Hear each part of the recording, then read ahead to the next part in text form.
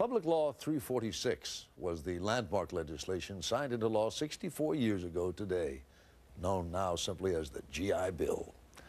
Congress is very close to approving expanded benefits for service men and women of today's Iraq War era. Our cover story is reported now by Thalia Ashuras.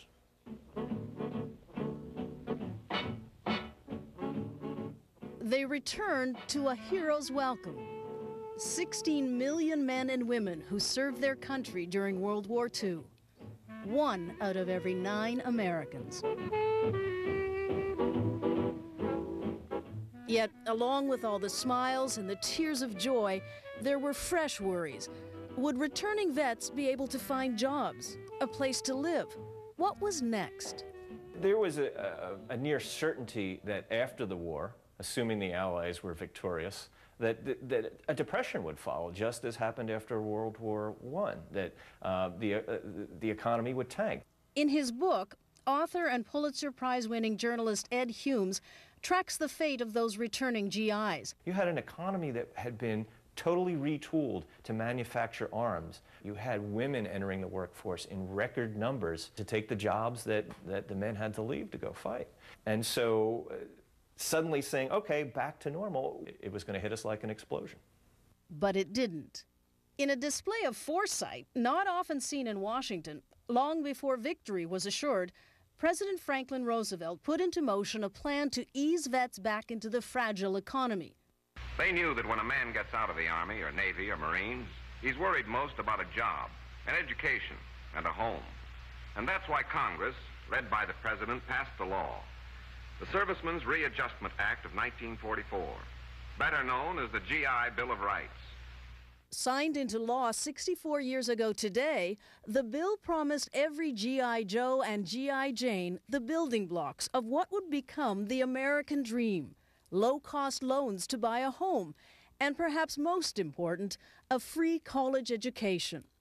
It was largely the brainchild of the American Legion, a group representing veterans of previous wars. We didn't want to just create legislation that would write a monthly check to a veteran who returned from combat. Peter Gaitan is Director of Veterans Affairs for the American Legion.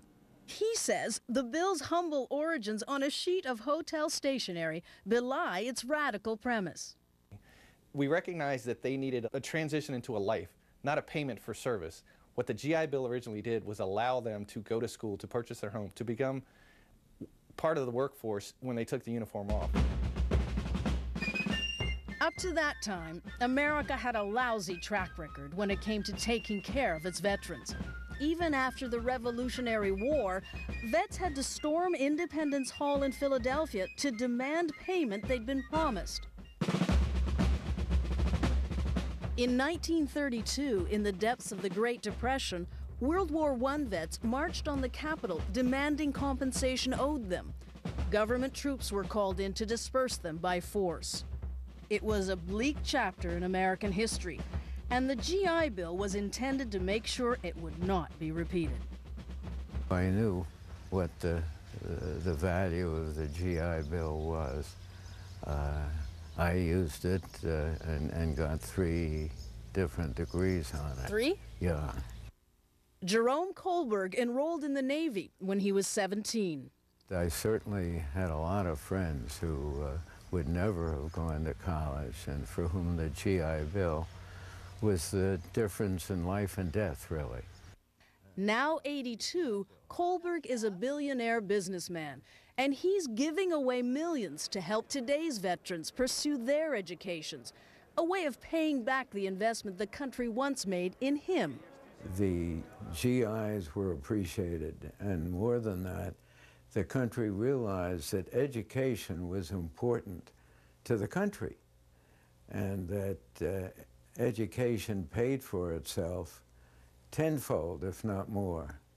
The GI Bill's authors predicted a few 100,000 vets would take advantage of its education benefits.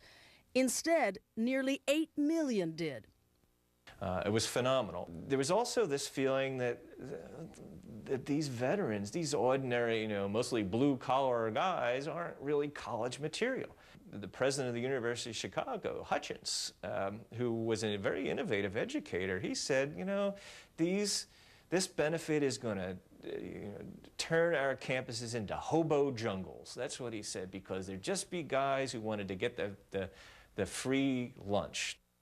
The veterans proved everyone wrong. In fact, many of the country's post-war leaders got their education on the GI Bill. Presidents, senators, even Supreme Court justices. Really, the Cold Warriors were educated on the GI Bill. They used different weapons. They had the drafting board instead of the draft board. They used their new skills to later on take us to the moon. GI Bill guys were behind that. Same with the internet, with the invention of computers. You can trace back much of what's good in America today to the skills and the prosperity that the GI Bill brought to this generation. Yo left, right. Which brings us to the present. GI Bill benefits are still available to returning veterans. But while the cost of a college education has exploded in recent decades, government assistance has failed to keep pace. Was it a hard decision to say, I've got to just stop going to school? It was very hard. It was difficult. It was embarrassing. 28-year-old Marine reservist Todd Bowers was almost killed by a sniper while serving in Iraq. The bullet is still lodged in his rifle scope. Yes, I was holding it up like this, and the bullet came in from this side, and if you look through, you can still see the bullets sitting right there. Back home, Bowers re-enrolled for classes at George Washington University, but had to drop out. Despite his savings and part-time jobs, his benefits simply didn't go far enough. I was as surprised as I think all of America is. I hear from a lot of my friends who have not served, and even family, they say, well, you served in the military, so your college is paid for. For all the people who have been saying that this is the new greatest generation, this is the easiest way for all of us to prove that. For more than a year now, Vietnam veteran and Democratic Senator James Webb has been pushing for a new GI Bill comparable to the original. It would guarantee funding to cover a 4-year state university education, plus living expenses. It also extends benefits to reservists and National Guard troops. When you look at today's military, even though people say this is a volunteer military, they forget that the majority of the people who go into the military get out on or before the end of their first enlistment, and they deserve the same opportunity to readjust into civilian life and have a first-class shot at the future. But the Pentagon was initially lukewarm about Senator Webb's proposal. Cost wasn't the issue.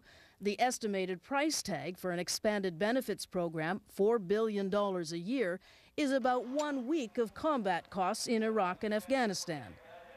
Still, until this past Thursday, the Bush administration and the Pentagon were balking because of concerns the new bill could encourage forces to leave the military. Undersecretary of Defense for Manpower Issues, David Chu. We in the department want to be careful that any changes to the benefit don't undercut retention. In other words, if you are very generous about post-service education, you're creating a draw away from continued military service, which we would need to counteract. But confronted with evidence that Senator Webb's proposal was gaining bipartisan support, on Thursday, President Bush withdrew his opposition.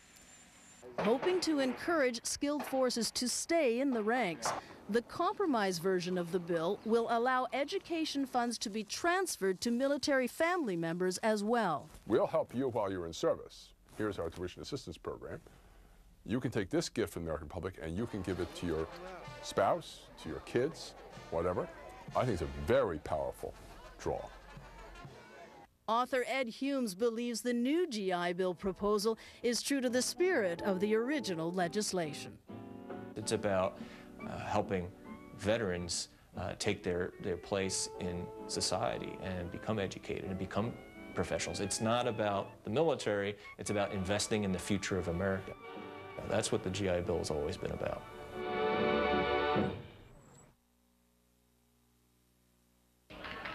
Coming up, somewhere over the rainbow. Skies